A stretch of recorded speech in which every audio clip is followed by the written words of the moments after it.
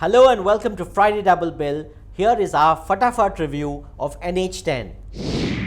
Obviously, the film has got edge on the seat kind of thriller quality, which is very rare in Indian cinema. I think the editor Jabin Merchant has just done a fantastic job of sustaining the pace, keeping it going. Navdeep himself keeps you on your toes. He keeps it a tightly paced film, under 2 hours. So I think it all comes together very well. It is every urban couple's nightmare, and you're sitting through it. It's harrowing, and Anushka Sharma, I think, just made a wise choice in going and backing this film, producing it, starring in it, and obviously carries the film very, very ably on her shoulders. What do you think? Well, I agree with you. I think there is at the kernel of thought something that could have been very B grade, very masala-fied movie, purely because in terms of plot line, there is very little going on.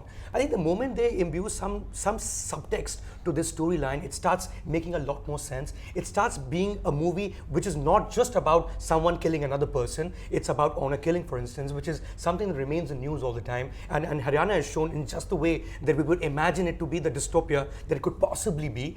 It also looks at the whole urban, rural, the divide and the ridge, and how India per se, the moment you get out of metropolitan cities becomes another world altogether, and that is a nightmare we're talking about that this Gurgaon couple goes through. Gurgaon in itself, if you look at it in some form, it can be a nightmarish city, at least from the newspapers that we read.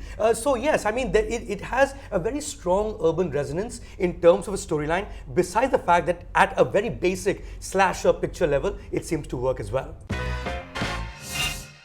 Well, despite all the misgivings that I have articulated, I still think this is a film that has to be seen, ought to be seen, and perhaps you should watch it, if not on the screens already, then certainly on television, though I suspect it's A-rated, so probably theatre mein dekho.